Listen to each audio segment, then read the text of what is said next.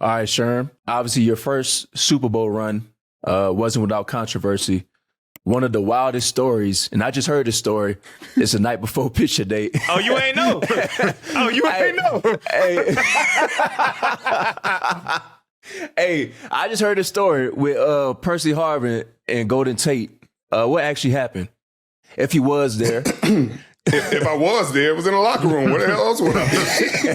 The locker room? Hey, hold on. Hey, sir, first off, because, you know, like during the draft, you had me roll. Man, I think you got to kind of fool the people at school, Pat, on what type of person Percy is, because the type of person that you painted in the picture that you painted for me.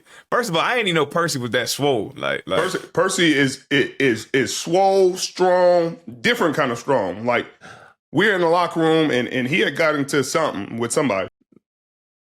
And we trying to break it up. You know what I mean? We ain't going to go through that story. We trying to break it up. And one of the D linemen came in, you know, the big 306, 335. He like, I'm just going to walk in and I'm going to just bogart him back. Percy must have picked him up, all 6'6", 330.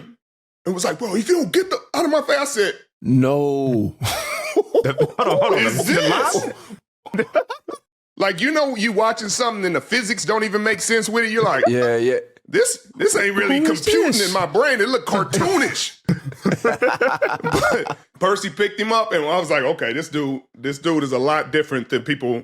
But one of the most incredible athletes, one of the most sudden players I've ever seen, one of the most dynamic guys. But he had his own set of issues going on, and he was frustrated with the season because I think he only ended up playing like 3 games that year, 2 or 3. I think he played the Minnesota game, ended up getting banged up. Maybe he played 4. Maybe the Super Bowl was 4. What was the game that he played in, and then the touchdown got called back? Then he scored again. Then the touchdown got called back. Then he scored again. That was the next year. That was San Diego. I mean, well, not San Diego. The Chargers. Okay. I wish I could go back and find that clip for you and send it to you because... Didn't he come out of halftime in the Super Bowl and crib one or something? He cribbed one right away. Right after half. Yeah, right away. Yeah, right at the half. Mm-hmm. I'm like, man, Percy was a legend, bro. No, but that out of Florida. Yeah, Pat, I don't think you understand, bro. Pat, this man scored, got called back. Pat, he scored again in the league. Man, but then and he was at running back. Got called back. He was at running back. Like, not like, oh, I caught a pass. They tossed him a sweep. He cribbed it from like 50 out. Caught it back.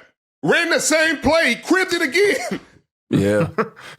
I wish he was able to like fulfill that full potential, bro, because, man, he was so talented. Like, I'm talking about receiver, running back, a jack of all trades, man. I just wish that, you know, it would have panned out the right way. Me too. There's nobody like him right now. There's nobody that you could say that you can compare and be like, oh, he's kind of like this. There's nobody even close. You know what I mean? He's explosive, super fast, dynamic receiver. So you'd be comparing like Tyreek with Debo, you know, in his heyday with maybe some Jamar Chase because he's just, once he get the rock, he's just a tough dude to deal with, you know? Yeah. And that's why he was such a great player, man. But that day before the Super Bowl, he had enough.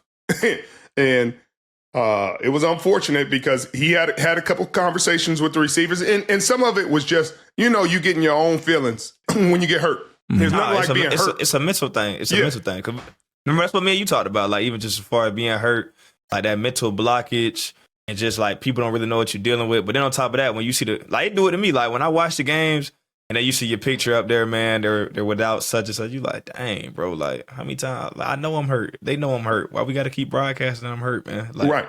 And I want to be there for my team. So that's what kept happening. And he kept the receivers, every time they ask him, they're like, what are y'all going to do without Percy this week? And imagine he played for 3 games. So the other 13 games, they ask him what y'all going to do without Percy. And so every time they ask that, the receivers are just like, we're going to do what we always do. You know what I mean? We're going to try our best. We're going to go out there, execute, et cetera, et cetera.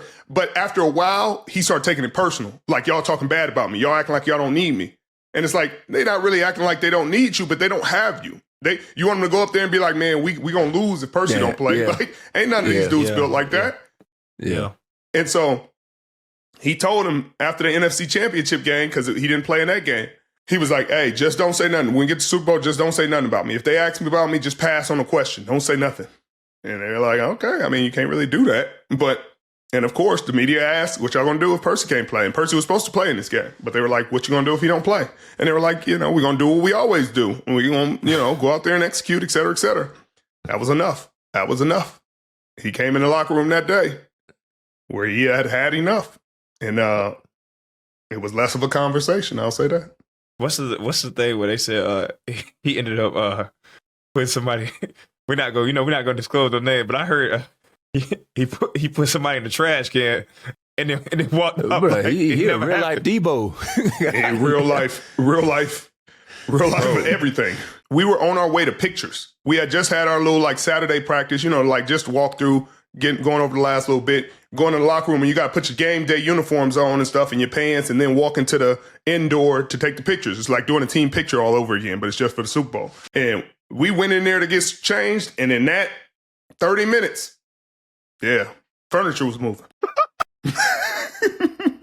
He said furniture was moving. It was moving. And you know what I mean? A couple something to do with a trash can and a black eye, and then some Photoshop later, and we team picture. We good. And we good. And we played the Super Bowl the next day. What you say? One ring, then one ring after. One ring later. Everybody forgets. Everybody's happy. And everybody all kumbaya now.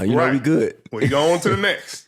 Imagine being in that locker room and they just taking that man, that same energy that this guy had in the locker room the day before. This is the energy we need in the game. Hey. On that type of timing, boy. But you got to realize, y'all took that energy straight to the game. Straight to the game. But we was all my Broncos, man. That's why I was little. When I went in there to interview everybody, I was like, I saw the AFC Championship banner up there. I say, that was that one time. I don't even worry about that. Y'all get it back. Y'all got it back a couple years later. Y'all just let it go.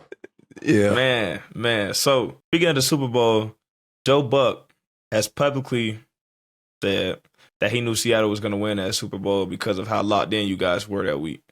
What created that level of confidence inside the building, especially against, Pat's Broncos and a team that had a generational offense? We were real good. I mean, we were a real good team. We were a real good defense. And we watched the tape. The tape tells you what you need to know. You know what I mean? We ain't going to go in that confident. You watch the tape and you see some. We didn't all watch the tape and saw one of them dudes and we're like, all right, now let me go ahead and strap my cleats up today because he don't seem like he been around today. Yeah. But we watched them on tape and it was like they were almost like tiring everybody out. They were beating people because people were fatiguing. They were running that hurry up, just get back to the line. And dudes were tired. They couldn't get lined up. They couldn't signal. So they just running quick game. They running pretty much day one, day two install, but they running it super fast. And dudes couldn't keep up with it because they don't have time to check into a play or, go into a new coverage. So we so vanilla, we ain't got to check nothing. We running what we run. It's either man or three every time. You figure out where the safety dropping down. We either running one or three. We might run robber from time to time, but it ain't a lot. And so when we were watching the film, we were like, they don't do nothing really that special. We got to just be in shape. If we in shape, we're going to bully these dudes. And so we just run gassers. After we won the NFC Championship, you get 2 weeks for the Super Bowl. We ran gassers. Monday, gassers. Tuesday, gassers. After practice Wednesday, we running gassers. Because we like, hey, one thing y'all ain't going to do, we ain't tapping out this game. Like, y'all ain't running us off this field. And so during the game, that was our biggest thing. They must have tapped a couple times. Decker did. And when they receivers tapped, it was like a 12, 13 play drive or something. I tell you what, I call them the worst kind of stuff, TA. The worst kind of stuff. You can't talk about it on here, this kind of show. But the stuff I was saying to him was like, bro, y'all can't quit. This is a Super Bowl. And y'all sitting there saying y'all tired. If y'all too tired to play in the Super Bowl, then y'all don't need to be out here. Yeah. Yeah. Speaking about y'all defense, man, I had played with Russ, for 2 years. Honored to play with him. And he was mentioning like every day in practice, y'all made a conscious effort to find a way to attack the ball, to find a way to punch the ball out, or the ball's in the air, intercepted. He was like, y'all was just talking about receivers make no catches. Like, tell me about that group and that camaraderie, Yeah, it was a standard. It was just a standard. Yeah. It didn't matter if it was walk through, routes on the air, parking lot football. Like, Receivers not catching no footballs, and we catching them. Like, we running the routes for you. There's no one-on-ones, ones-on-ones, 2-minute drill where y'all think y'all about to complete stuff and like, oh, let them catch it. We don't play like that. Put the twos in. Put the scout team in. That's what they get paid to do. It's not what we get paid to do. We not allowing none of that. And if you want that, let me ask you this. What up? Let me ask you this. So, Pat, you know, like, before the game, when you have, like, the O&D, the little walk, like, you know how, like, you do the walk or whatever, and then the offense go 2-minute, and the ones out there and the receivers out there, like, your guy run the ball, and then you supposed to, like, let him catch it. So, like, in that scenario right there, what you was doing, you was knocking the ball down, like, the day before the game? Like, they would send coaches over there to throw us the ball. Okay, so then we was cool. Okay. Because they had dudes to throw us the ball. Hey, Pat, I thought like it was something like a critical 2-minute drive. They going over and they do a job through tempo and then like you know knock the ball down, pick the ball. Intercepted. QB throwing the ball. Sherm to my no. No. But in practice, you know those drills where it's like a Friday and they think, hey, we got to work on our 2-minute. Put the tools in. Y'all already know what's about to happen. We don't play like that. Y'all not about to train us bad habits. Hey, that's real though. That's real. So that's how we was, Pat. That's how we was. We was like that. But you forget, it's Earl V. Thomas III back there. It's Cam. It's a lot of other, Bobby Wagner. It's KJ Wright. So it's a lot of dudes who are playing very high level, high IQ football. So it's not just me holding that standard. The standard is the standard for everybody.